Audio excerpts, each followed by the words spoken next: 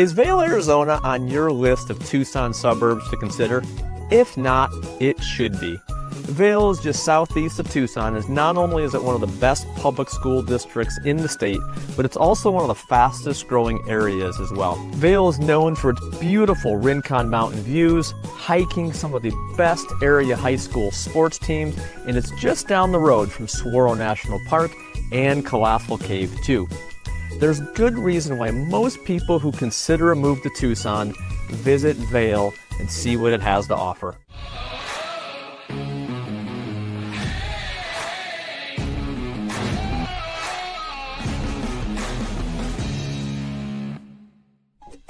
Vail, Arizona, before it was a growing community on the outskirts of Tucson, it was just a dusty little railroad stop. Back in the late 1800s, steam engines would cut through the desert, and the Vail Depot, which is the last little bit of civilization before the Wild West took over. Ranchers, miners, and probably dreamers too, all passed through this area, never knowing this tiny stop would one day become a thriving town. But Vail isn't just about where it's been, it's about where it's going.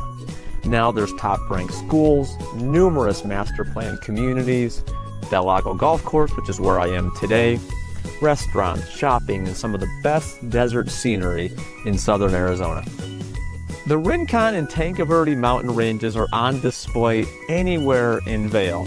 Cienega Creek Preserve is nearby, which has water year-round. Saguaro National Park is also just up the road, and of course there's a section of the 800-mile Arizona Trail which passes through this area as well. Vail is an outdoor enthusiast's dream.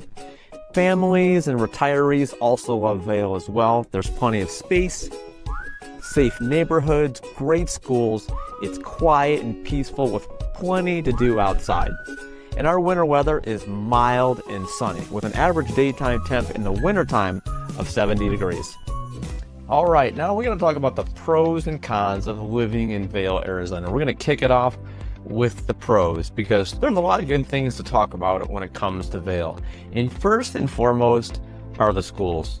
Vail has had one of the top-rated school districts in Tucson, in this area, for the last couple of decades. If you have kids, this is a huge reason why you'd want to move to Vail. The schools are fantastic. Another pro of living in the Vail area is the scenery. Vail is close to the Rincon Mountains, the Tanque Verde Mountains, and not only is there a lot of hiking, but you're close enough to the mountains where the views are just fantastic. You have Saguaro National Park, which is not very far away. There's Colossal Cave Mountain Park as well. There's tons of mountain biking, just a lot of outdoor activities, but most importantly, just the views in the Vail area, they are terrific.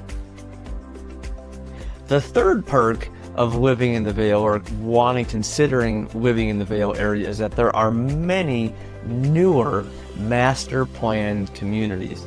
Newer housing. I mean, the vast majority of the homes in Vail are less than 30 years old, and there's actually several new master plan communities that are going on right now where you can build your house, from the ground up, custom, semi-custom, whatever you prefer. Vail has a lot of options when it comes to newer master plan communities. All right, so now let's talk about the downside because, let's face it, there's no place that is perfect. First off in the cons is there's limited shopping in Vail. There is a fair amount of dining, but as far as just a wide assortment of different restaurants to choose from, there's a few, but if you want to go out for good dining or you want a lot of options, you're going to have to travel a little bit from Vail, probably into Tucson, or definitely in the Tucson, what am I talking about? And you might have to travel, 30, 45 minutes to give yourself a whole bunch of different options when it comes to restaurants and dining and things like that. Shopping is about the same as well. There's some decent shopping, some of the basics are what you're going to find in Vail, but if you want good shopping, you're going to have to go into North Tucson or go to the malls or get into some of the outlets and things like that, which are quite a bit further away than just, traveling down the street in Vail. Another con of living in Vail is you're going to have longer commutes to employers. You know, Davis Mountain Air Force Base, the University of Arizona, Raytheon, which those are 3 of our biggest employers, you're going to travel about 30 to 40 minutes, depending upon where you live at in Vail, to get to one of those 3 employers.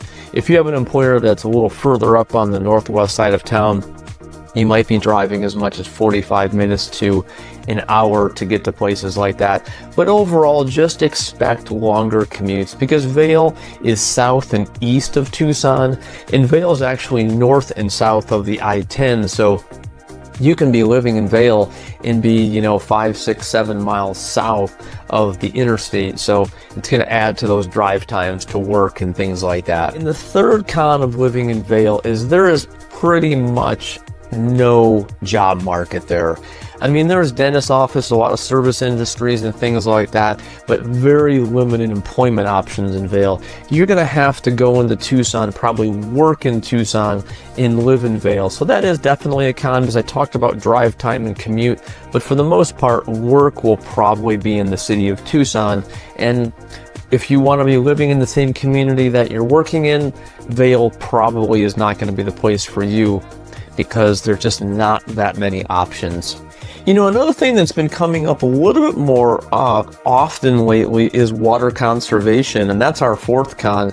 You know, it's not a crisis by any stretch of the imagination in Arizona, but long term, there's definitely been talk of that, and water conservation is something that they do practice a little bit in Phoenix. We have not had a whole lot of measures of you know, water conservation in Tucson, but I would imagine as our towns continue to grow and our population continues to rise, there will probably be some water conservation efforts in the Tucson and its surrounding suburbs. Next up on the cons is wildlife. If you do not like critters, if you don't like scorpions, tarantulas, snakes, and things like that, I would say this: don't move out into the more rural parts of Vail. You know, in a lot of these master plan communities that have been established now for 20, 25 years, most of the wildlife, I would say, is still out in the desert and doesn't make its way into the communities. However, if you're in the more rural areas, you can expect to see an occasional bobcat. You might see some wild pig or javelina, is what we have here in Tucson.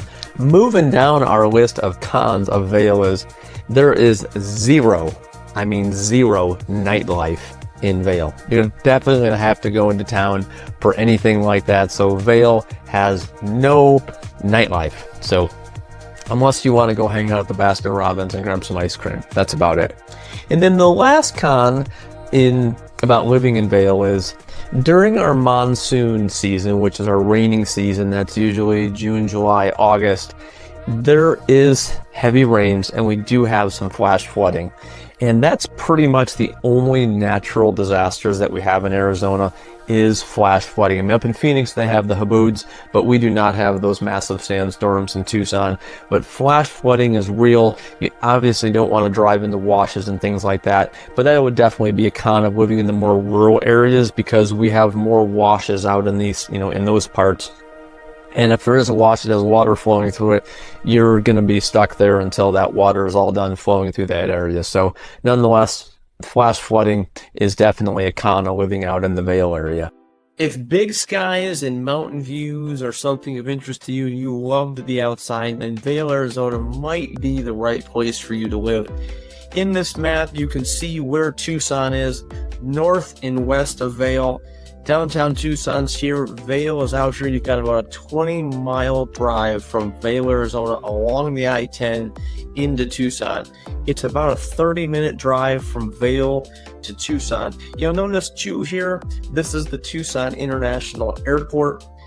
It's about a 30-minute drive from Vail as well. That airport can take you anywhere in the world. Some other things you'll notice nearby, as far as in relation to Vail, I should say, is the Rincon and the Tanque Verde mountain ranges. You know, we often talk about in the pros and just the Vail video in general, just how great it is for outdoor enthusiasts.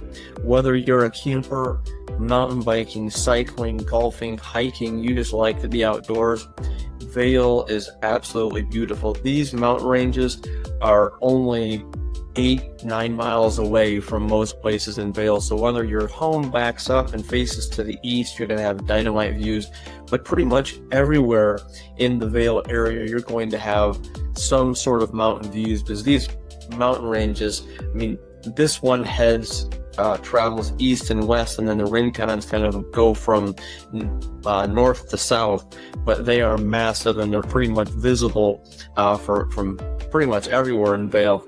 One last thing to note before we move on to the next segment is attractions. Vail is really close to Colossal Cave Park, which is right here. It's just up the road. It's about a 15-minute drive to Saguaro National Park.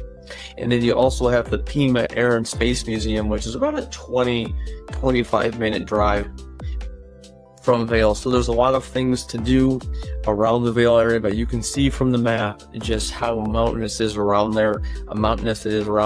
Vail sits at about 2,500 feet of elevation, and so it's a little bit cooler than Tucson, but you still have good access to Tucson and many of the places around the city.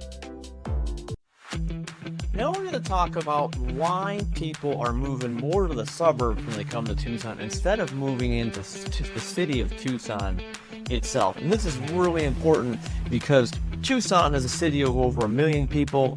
It is very spread out, and Vail, Marana, Oro Valley, and then a few other suburbs are a heck of a lot more popular for good reason. And the first one is, they're going to talk about crime. You know, Tucson, as I mentioned, size-wise, it's large, but there are some pockets and some areas that are just not as good of quality and have higher crime rates than, let's say, you're going to find in the suburbs.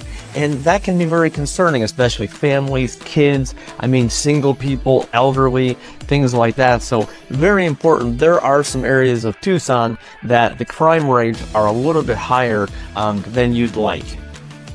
Another thing about Tucson that I alluded to in one of the other sections, and that is, for the most part, Tucson is set up like a grid when it comes to the street systems. And the expressway, because it only runs from southeast to northwest, there is wide open spaces of just long north or east-west roads going all the way across the city. So if you live out on the east side of town and you need to get to the freeway, let's say you have to go up to Phoenix for something, you're going to have to drive 30 minutes to get from one side of town to where the expressway is located. And that's just plain inconvenient. So planning, when they put Tucson together, many years ago, the expressway system, something they just didn't really think through and plan appropriately for, how big this town is going to get. Next up, and the reasons why, people want to live out in the suburbs and away from the city of Tucson is that if you're looking for a newer home, less than 20 or 30 years old, living in the city of Tucson, for the most part, unless you're like on the east side or maybe up in the foothills, most of the homes are anywhere from 50 to 75 years old. Now, slump block and burnt adobe territorial style homes definitely have a very cool look to them, and many people like that. But if you want a newer home, frame and stucco or maybe more of that adobe look, but you can still find that in Tucson, but the point is, like, age-wise, you're going to have much older homes in the city of Tucson. The next reason why people are moving out to the suburbs versus living right in Tucson is that the Tucson Unified School District, the schools are just inconsistent. If you were to ask anyone who lives in Tucson, they're either trying to get their kids in a charter school or a private school. Not every single TUSD school is bad, but many of them are. And I talk about inconsistency, and that's just a God's honest truth as far as what you're going to get with TUSD. And this next one is something that we're seeing all across our country, and that is homelessness. Homelessness is showing up in Tucson in a couple very specific areas. And if you drive around our town enough or come and visit, you will notice a couple different areas where there's even tent cities in areas where there's wide open desert. And as a result, you're seeing homeless people in masses in specific parts of town. And Tucson's not alone. I mean, there's many, cities across our great country that are starting to see a rise in homelessness. And with that said, when you think about a suburb like Vail, which we've been talking about this whole video, Vail is much more, I want to say remote, but homelessness in the Vail area is just pretty much non-existent. Whereas in the city of Tucson, that's totally a different story. Another drawback of the city of Tucson and living in it is the roads. The infrastructure in many parts of Tucson they really need some work. They need some love, and they need some money sunk into them so that the roads improve. There is a lot of potholes on many different roads across our city, and as a result, it just is a pain in the butt when you're cruising across the town. And who likes to drive roads like that? So that's something that I would say is not an appeal if you're going to live in Tucson, or if you're going to be driving on those roads on a daily basis. Like the main roads, like the most heavily trafficked roads, definitely a little bit better, but there's many parts of Tucson where the roads are just not very good, to say that the nicest. In the last con about living in Tucson, and this goes for anything in southern Arizona, is for 4 months, it's just flat out freaking hot here. And 105 degrees from about June all the way through September. Sometimes it gets into the hundreds in May. Sometimes, when you get into October, there's still some pretty hot days. But the heat, it can be brutal for 4 months.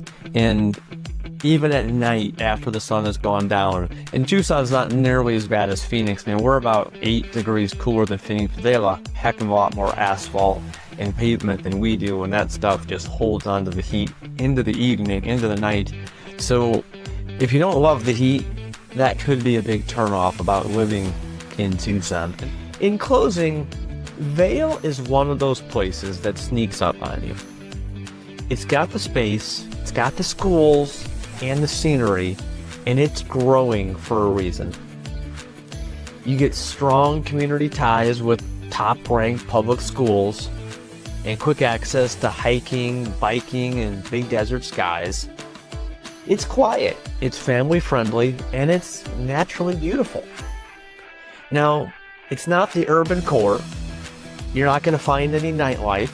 You do have a little bit longer to commute to Tucson from Vail because it is south and east of the city. But it's nothing compared to what you'd experience at other major metros. But for those people who are looking for more elbow room and a slower pace and just a better quality of life, Vail checks a lot of boxes. It's got historic roots, and really its future is still unfolding.